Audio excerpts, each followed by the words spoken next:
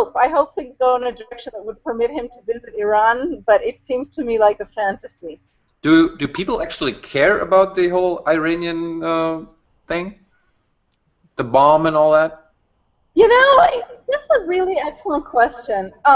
If you look at all the polls, the answer is not really. If you look at all the polls, Israelis basically appear to say, we're sick of him talking about it. We're sick of that being the only issue. People are making jokes about how they can't buy an apartment with, the word Iran. The whole sphere was filled with mockery of the way he used this subject. Nonetheless, he won this election. All right, it's Young and Naive. We're actually doing a little something new or old, I don't know. We're gonna talk to Noga, who's in Israel. Hey, Noga. Hi. What is up? Well, springtime and no government over here. Not yet, I guess. That's what I'm calling you for. I want to talk to you about the Israeli election. Okay. And you guys already voted, right? We did vote, but since there's not a new government or anything, and everyone's been on Passover vacation here, it feels sort of like there was a vote and nothing happened. Well, you can further explain that later. But first off, thanks for being here. We already know you from a previous episode where we talked about Jerusalem. Remember? I do, on my route. Yeah, I know. Hopefully, other people will remember that awesome episode as well. So, I mean, let's start off by asking you, why the fuck was there an election? I mean, wasn't the election gonna be sometime later? Yeah, it was gonna be a lot later, like more than 2 years later. There was an election because Israel has a pretty weak and fractionary parliamentary system, and the previous government, led by Benjamin Netanyahu, was filled with parties that basically didn't agree at the end of the day on much. And the longer they tried to work together, which was, about 18 months, the more and more those disagreements came to the fore. And basically, after last summer's Gaza war, the right-wing ministers started attacking their own prime minister for being too soft. All of the more center-left ministers started attacking him for being kind of crazy hard right. And he felt that he was losing control of his own government. So he called new elections, which they all may regret right now. So why was Netanyahu too soft? Why did the right wing of his government say so? I think for two reasons. The political reason is that I think they perceive that they might be able to make electoral gains by accusing him and by trying to strut their stuff after this conflict and kind of show themselves to be more hardline. I think they hope to take advantage of a particular moment. And more substantively, there's a whole issue that Netanyahu's government had this habit of periodically announcing new tenders for building in the territories, new building starts, new building permits, all of this complicated stuff that was intended to shore up their right-wing credentials. But the fact of the matter is that they didn't really build much in the territory. So the right wing started saying, are you with us, are you against us? Who are you? Well, by suggesting there should be more building of settlements, or what? Yeah, that's what they want. The settlement hard right of Israeli politics wants there to be real building, real construction, and real movement to shore up their settlements in the West Bank. They want proof, physical proof that the government is seriously on their side. And for many, many reasons, that's not what Netanyahu was doing. He was content to have a kind of kabuki theater. So he was willing to make the announcements, to have the European Union and the Americans express their discontent, and that way he could say, see, they hate me because I'm on your side. But bottom line, he wasn't actually doing anything too significant in terms of construction. He was doing some. Okay. So the constructions actually, broke the government, or was there something else? No, there was a lot of stuff. There was, I mean, basically, it was everyone disagreed with everyone. So you had Naftali Bennett's Jewish Home Party. They took the position I've just been describing to you. He's the foreign minister, right? No, he was Economy. Minister of Economy. He's an interesting guy because he's really hard right, and basically his entire platform is kind of pro-West Bank construction, but he lives in a really conventional suburb of Tel Aviv, nowhere near the actual settlements. For whatever you want. Is that weird? Well, is it weird? You know, he's a politician, so almost nothing, by definition, everything politicians do and nothing is weird, right? The foreign minister, who you're just referring to, Avigdor Lieberman, Oh yeah. lately he adopted a kind of more statesman-like centrist tone. He actually does live in one of the extremist, settlements. Yeah. So I remember that, like, right before the new election were announced, there was also this issue of the Jewish state. What was that about? Posturing. That never even became a formal bill. It was never even presented to be voted on in Parliament. Huh. And now that Parliament was dissolved, so it was a kind of a bubble in a cloud in a sky that no longer exists. So much ado about nothing. It was much ado about nothing, which also, that was sort of the point of the right-wingers who proposed it. You asked if there were other issues. There were other issues. The second largest party in the last coalition was run by Yair Lapid, of actually a pretty pragmatic center, even maybe center-left party. He was finance minister, which is a blessing and a curse, right? It's a very, very prominent position. Uh-huh. It's almost impossible to turn the economy around in a year and a half, especially if your own prime minister is not supporting you. So he was caught between a rock and a hard place, and he was scared he would lose his kind of center-left voting public because the prime minister was too hard right. So he started coming out with strong statements against the prime minister from the kind of pragmatic left point of view. You have to really talk to the Palestinians, you have to be straightforward, and basically the whole proposition of this coalition government started to fall apart. So, I mean, if new elections are always, like, seem to be common in Israel, when was the last time a government actually made it through the 4 years or 5 years of a period? It's 4 years. I think, if I'm not mistaken, that the last government that made it basically through a whole term was the early 2000s, Ariel Sharon, but I would have to look it up to be 100% sure. But it's not actually common that that an administration makes it all the way through the 4 years. That's correct. It's become uncommon. I mean, here in Germany, it's the other way around. It always seems like the two parties, well, usually three parties, with the Merkel's party is always split in two. So always common that they go all through all the 4 years. So always exciting to see Israeli party elections. So yeah. What happened afterwards? Like, was the opposition excited to get to the polls and let people vote? Were they excited that they were going to kick out the right and Netanyahu? I think they were, and I think they had a much better chance of doing that this time than they've had in quite a while.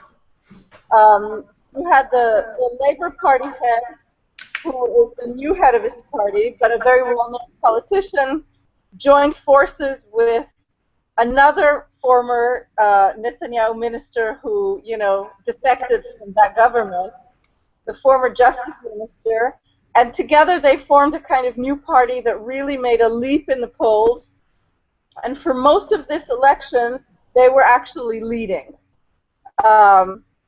That really flip-flopped basically in the last 24 hours of this election. But they did much better than it was anticipated they would do.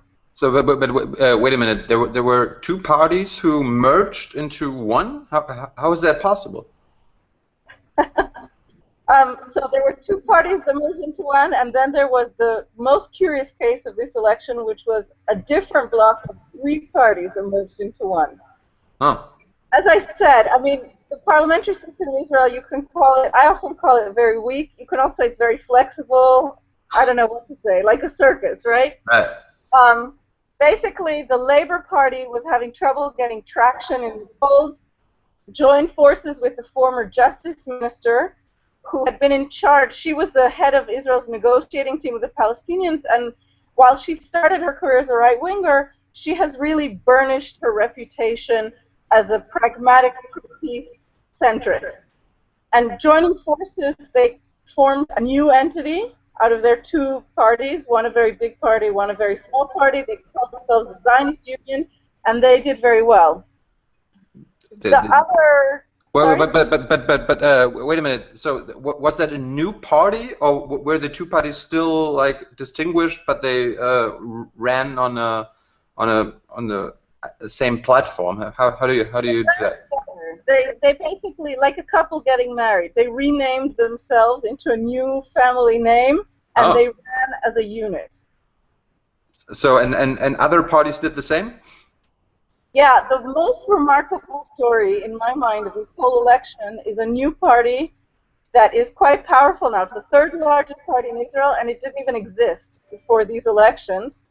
It's called the Joint List, and it's been formed out of, depending on how you want to count it, 3 or 4 parties that traditionally represent the Arab sector in Israel, which is 20% of the voting public.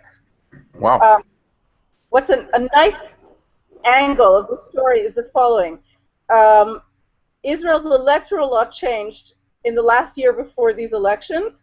This change was supported by the real right wing in the parliament. Their idea was that by elevating the threshold necessary to enter parliament from, I think it was 2% to 3.25% of the votes, which was the minimum to get into parliament, right.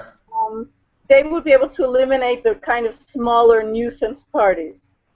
Of course, those smaller parties were a little cluster, many of them of Arab parties, who represent, a very wide range of opinion within the Arab public. The main guy who supported this was the foreign minister, Lieberman. And he really hoped, I think, that he was going to kick them out of parliament. In any event, they joined up, and they created this new party that's called the Joint List, in which all of the members really have nothing in common. I mean, they go from communists to Islamists to feminists to nationalists. I mean, you name it. Really? Yeah, but they ran as a really joint list, saying we represent the Arab public. We don't agree about anything, but we agree that the Arab public should have a significant voice in parliament and work together. And these guys became a phenomenon, and they went up from the 11 seats that they had as individual parties in the previous parliament to now having 19 seats, and they're led by a seriously charismatic guy who I think there's a chance he's going to leave a real imprint, maybe even make a change on the Israeli public. Wow. I mean, so the only thing they had in common was that they were Arab Israelis? Yeah, I mean, they have a few non-Arab Israelis certainly among their membership and even among their representatives. All right. But these are the parties that have traditionally always represented different parts and different ideas within the Arab sector. Yep. So I remember talking to Ahmed Tibi. He was part of he was one of the speakers of the Knesset and part of an Arab party. Did he get into the Knesset as well on that list? He did indeed. He did. Okay. But he's not a leader. He's not the leader of the Joint List, but he's one of the most important politicians in Israel. I think he may be now the most veteran among the members of that party. Okay. So let's get back to the actual election before we get to the results. how did the election campaign look like? On what promises, what slogans did the parties ran on? I have to tell you that this whole thing is really disappointing. This campaign, which, you know, by all rational way of thinking was an important campaign of an important moment in the country's history, it was run in almost a frivolous way by most of the parties, I have to say. Really, it was not an impressive campaign at all. Most of the campaign was run by was basically expressed, I would say, through videos that were posted online that initially were competing kind of almost like in a high school setting, to be frank. You know, who could be more funny, who could get more clicks. The Prime Minister, you know, got really into this himself. He's known for being a pretty inaccessible and stiff guy. So he started like playing babysitter, playing kindergarten teacher. I saw that BB the babysitter or something. Yeah, it was. I mean, no one did a lot better. Isaac Herzog, the basically very dignified head of the Labour Party, he did one video in which he had a voiceover. So it was basically his words and his image, but it was a voiceover of a man's voice in a deep baritone, and this was his way of kind of making fun back, supposedly, at people who had mocked him for having, you know, like a squeaky voice. He actually has a pretty normal voice. The most interesting aspect of this prophetic campaign, I guess, was Naftali Bennett, who is this Jewish home candidate, really right-wing, pro-settlement. And his case was interesting because he started out sort of being the coolest candidate in a superficial way. He put out all these videos of, like, you know, young women riding their bikes in Tel Aviv in tights and kind of talking about his achievements. He was basically trying to say, I don't represent a stodgy religious right-wing party. I'm cool. I'm Tel Avivi, you know, funk. Ooh. And what happened is that, you know, the ads became popular clickbait, but he failed completely. You know, his own party, turns out, is very right-wing and religious and stodgy, and they didn't follow him in this cool direction. Oh, and, no. Well, he lost a lot of votes. So, I mean, but how did they distinguish themselves? How did Netanyahu and his Likud party, on what did they run? You know, what did they want to do compared to the Zionist Union? Yeah. So again, I have to tell you, all of this was pretty unsubstantial, disappointing. But basically, the Zionist Union was running a campaign based on the economic problems, the very, very real economic problems faced by Israelis. All of the polls consistently, in the last, more than the last year, the last few years, have shown that the #1 subject that is worrying Israelis is their economic situation. And the Zionist Union made a strategic decision to run on reducing housing costs, reducing cost of living, getting rid of monopolies that basically control the prices of, you know, commercial goods in Israel. And there's a big question now about, did they misjudge? Because while they were responding to what people said their concerns were, the Likud and the right wing ran a campaign that had no substance except terrifying people. The Palestinians are going to get you. The Iranians are going to get you. I mean, I think that Netanyahu's campaign can be summed up in its entirety by the word Iran, screamed for a really long time. And, you know, at the end of the day, the Zionist Union actually gained, the left wing in Israel actually gained a lot of votes. But because of Netanyahu's last-minute scare tactics, he managed to steal votes from the extreme right wing and bring it to his party. So his party ended up being the biggest winner, even though the left wing actually gained votes and did quite well. You know? So it's a mixed bag, and I don't think anyone had a very convincing message. So tell us about, you mentioned scare tactics. What kind of scare tactics did Netanyahu impose? Well, he screamed Iran a lot, and I want to actually be careful discussing this because it could sound as if I'm being mocking. Right. And I don't want to be mocking because one of the things that really bothers me about the way Iran was used in this election is that I think Iran is a serious question. And I think that the fears expressed by Israeli leaders and basically the entire leadership of the Western world are real concerns. And I think the role of Iran in, on the international stage in the last 30 years is something to be looked at with open eyes. Because I do take it seriously, the fact that Netanyahu basically turned it into a big, long scare tactic throughout the campaign really diminishes the issue. It became basically his only campaign prop. He went to Congress in this, kind of debacle of a speech in which he said nothing new. He offended the American government. He confused the Israeli voting public. And basically, this issue became a kind of campaign prop. At the end of the day, he angered so many people in the United States, certainly, that I think he's made himself almost irrelevant to the big, important discussion taking place right now in the international arena. So I think the way he chose to use this subject was really damaging. Then there were other things Netanyahu did and got into trouble for, but not enough trouble.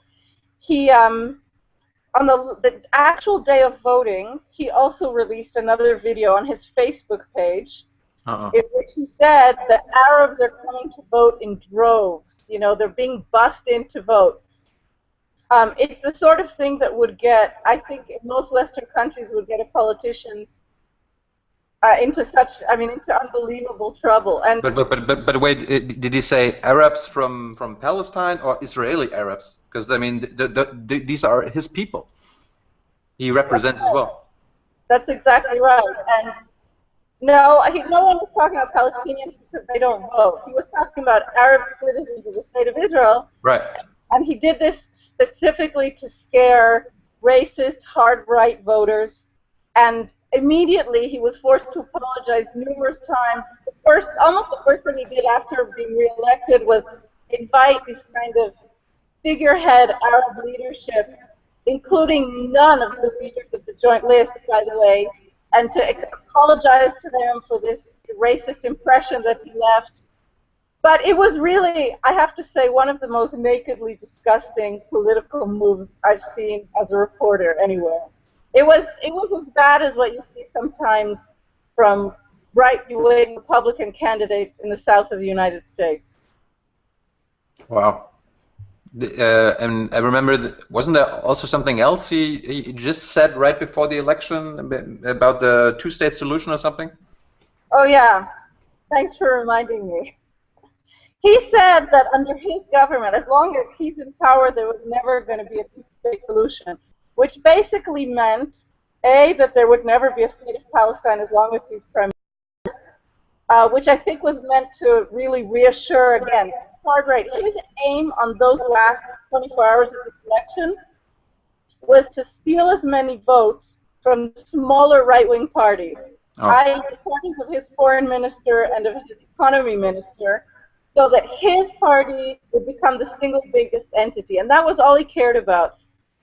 The other interesting thing about that statement, which he obviously also has been forced to retract many times, is that it contradicted 20 years of official signed policy of successive governments of the State of Israel.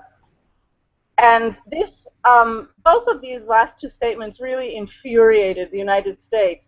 If they weren't sufficiently angry at him for the offensive way in which he went to address Congress, hiding this fact from the president, these two statements were received with great anger in Washington. And I think that it has to be said that one of the real results of this electoral campaign is a very, very profound crisis of faith between the government of Israel and the government of the United States. So what do you make of these two statements that he says, the Arabs will come to the votes, to the poll, and there will never be a two-state solution?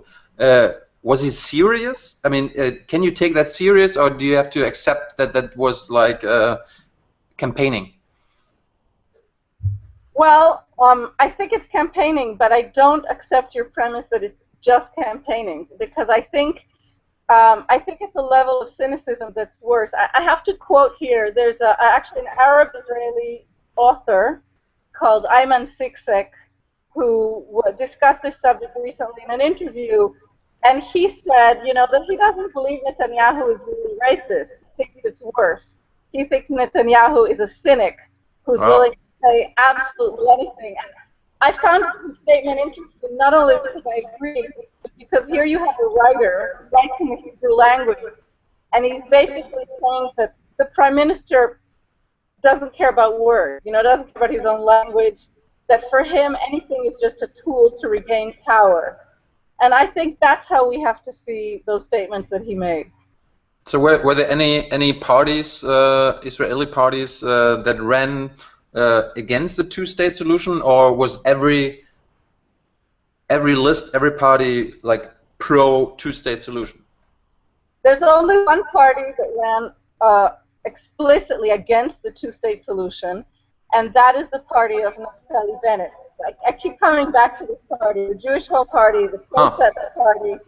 They're the only party on the Israeli political arena that explicitly opposed two states, and they're the voters that Netanyahu wanted to steal in order to guarantee that he would get back into power, and he succeeded in doing that.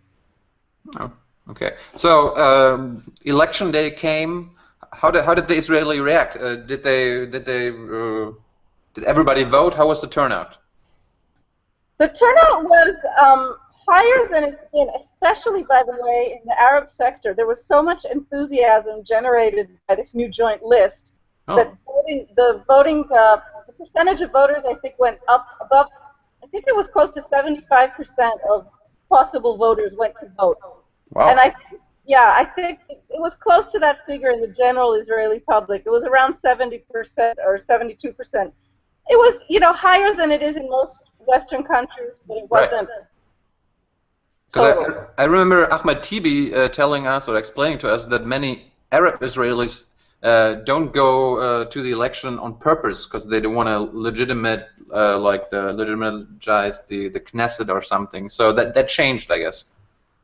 Yeah, that also has never been. I mean, Arab citizens of Israel have always voted, and they've always voted at higher rates than, again, most of the Western world votes, But they have always voted.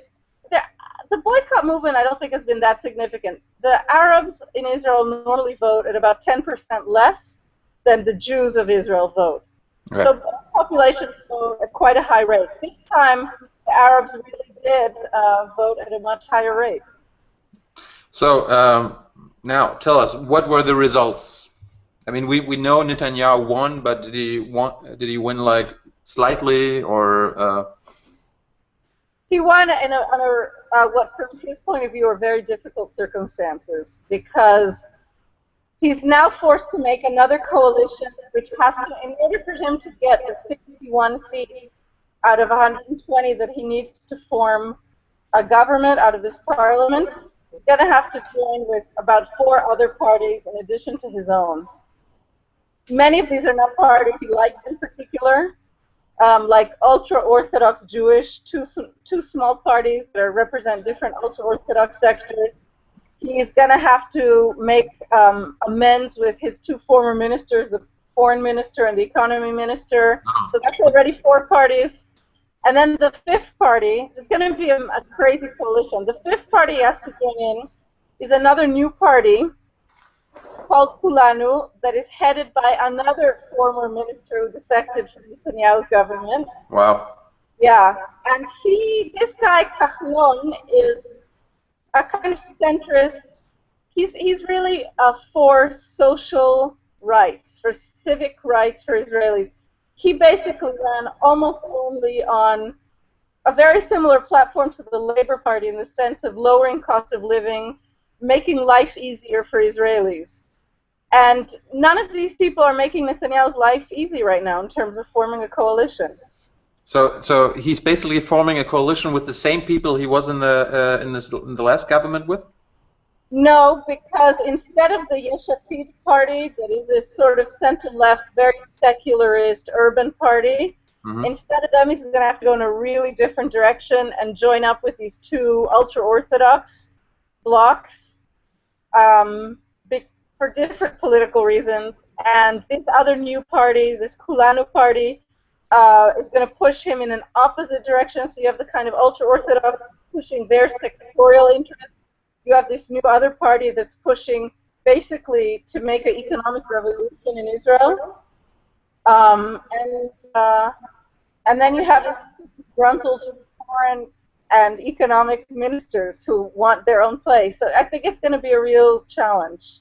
So, I mean, the previous government was already viewed, at least in the West, as pretty much a right-wing administration. Will the next administration be becoming more right-wing, or are they going to go to the center? My guess is that in terms of the eyes of the Western world, it's going to be a similarly right-wing government. And in terms of Israelis who actually are living here, it's going to be a government that has to deal with a lot more issues that are pertinent to the ultra-Orthodox minority in this country. Hmm. So what happened after the election? Who decides who goes into a coalition? Does the president? You guys have a president, right? Rivlin. We do. Does he have anything to say about the results? Does he have any influence? He may still have influence. If Netanyahu ends up having real difficulty and not being able to form a coalition within the 60 days that he has, then the president could have a lot of influence. But for now, his only role has been to listen to the recommendations of the heads of each of the parties, and then to decide on that basis who he's going to appoint to form the next government.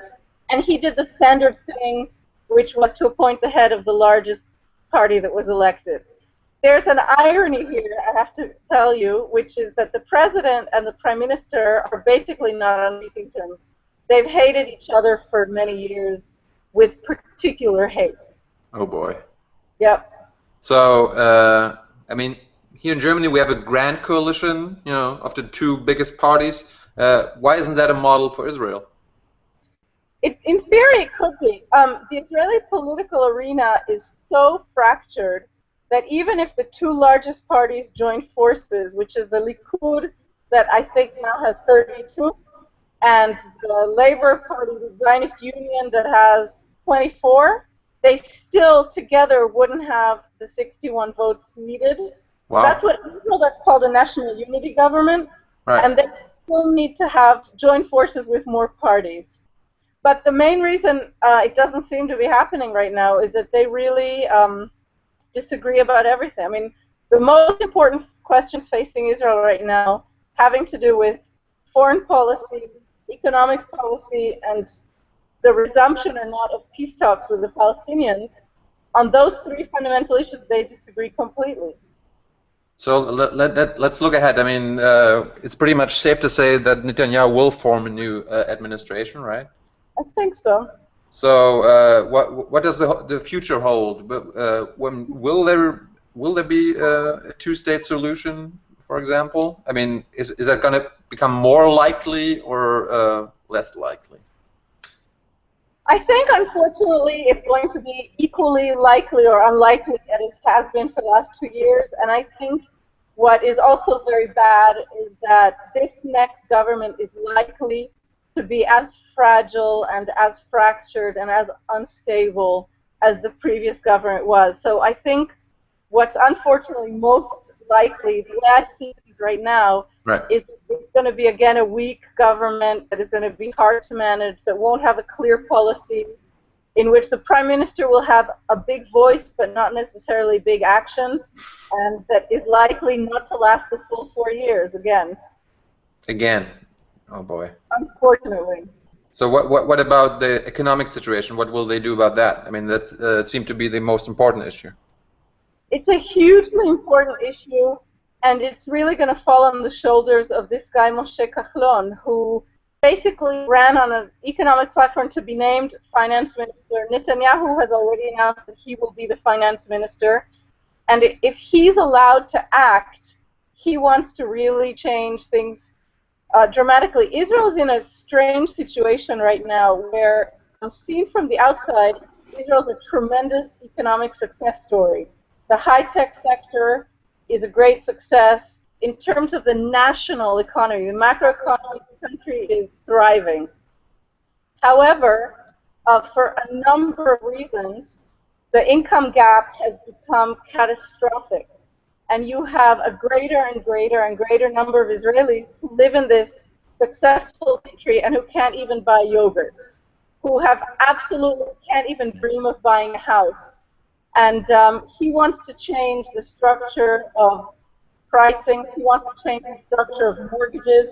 He wants to radically change the policy of building in this country, what kind of building there will be and where. There's a terrible shortage of housing. There's a terrible housing crisis. And that's a lot to do in an unstable government that may not have a full term. So I don't know how well that's going to go, but it's a really important question. And what power does the opposition parties, like the Zionist Camp and the Arab list or the joint list, what will they? Are they able to accomplish anything, or will it just be always anti-Netanyahu?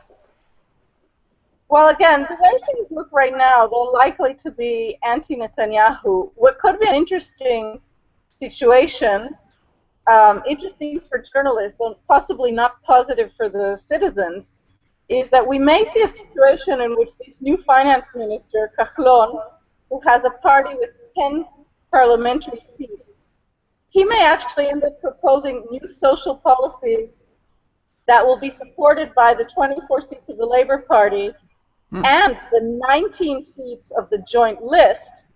So he could form a kind of internal opposition to Netanyahu and to the real right wing, while actually having a very important ministerial position inside the government. So I mean, in the German parliament or the German politics, that wouldn't be possible because the coalition always has to stand together. I mean, that would be preposterous that like one of the coalition parties proposes a law and then that party and the opposition parties vote for it. That would never happen here. That's why you have a much more stable and healthy political system than we do. Well, I mean, on the other hand, you could argue, well, that's a more flexible way of doing, you know, of a legislator. I mean, that sounds. Yeah, but it is, but it's flexible to the point of chaos. I mean, everyone is talking about the Italianization of the Israeli political sphere. You know, it's chaos. So, I mean, will that be the last time that Netanyahu will be voted prime minister, or does he have like another run in him? I mean, I don't know what to tell you. I made a big mistake in this election. I didn't think he was going to be reelected this time. Oh, you didn't? I didn't. I miscalculated. Well, I miscalculated like most people did because it was impossible to foresee what ended up happening in those last 24 hours. But I don't know what to tell you. I think it depends on what ends up happening in this parliament and in the government. Right. It depends how long this new government lasts. It depends, in part, if it lasts 2 years, it's going to depend also on maybe who the new American president is and to what an extent the Israeli public feels that the strategic relationship between Israel and the United States is in peril. It's really hard to foresee. So, do you think the next, or in this, the next cycle, Netanyahu is going to visit Iran anytime soon? Visit? I ask you. Maybe they could become friends. You know, they're like Siamese twins right now. You know, Netanyahu seems to have tied himself into a straitjacket with this issue of Iran, and it's the issue that has kind of defined his entire political career. And yet he's now, in my estimation, he's now made himself irrelevant, as I said, to the international discussion on the subject. So I hope things go in a direction that would permit him to visit Iran, but it seems to me like a fantasy. Do people actually care about the whole Iranian thing? The bomb and all that?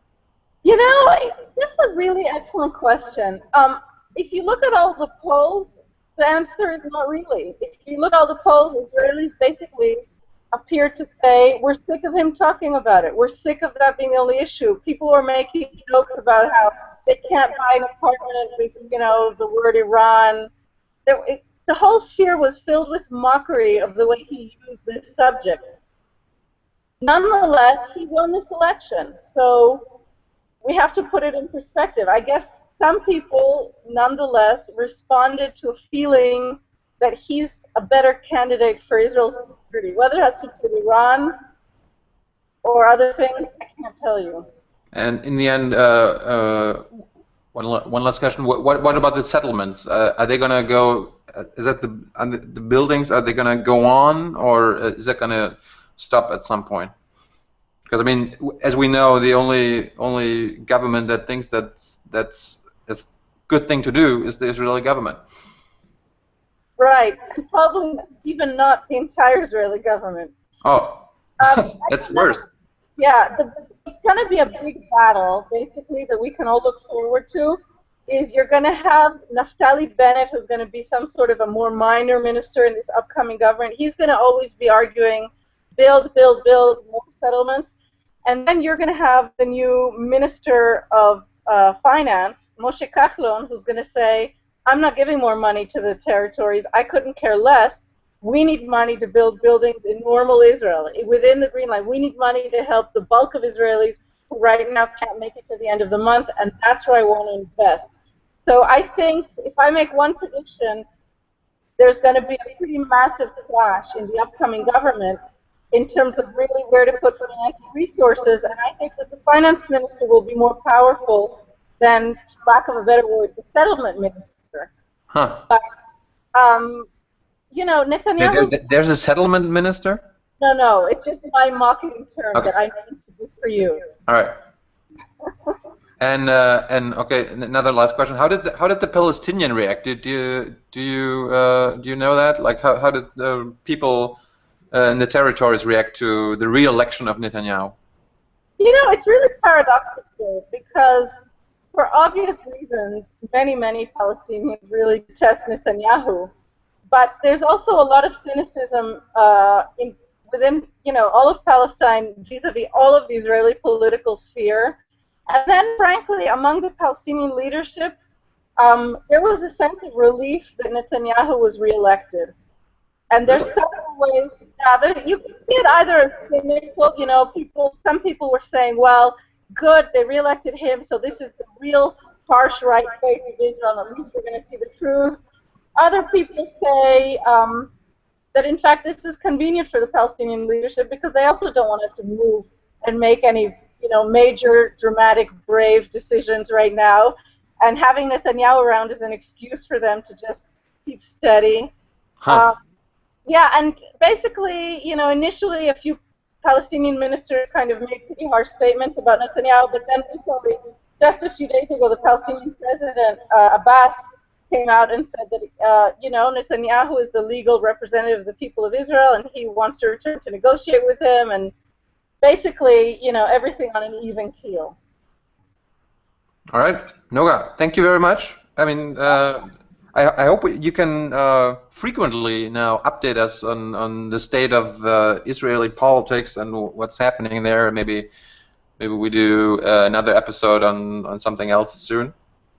It would be my pleasure. Thank you very much for being here. That's the episode for now. Stay tuned. Thank you. Ciao.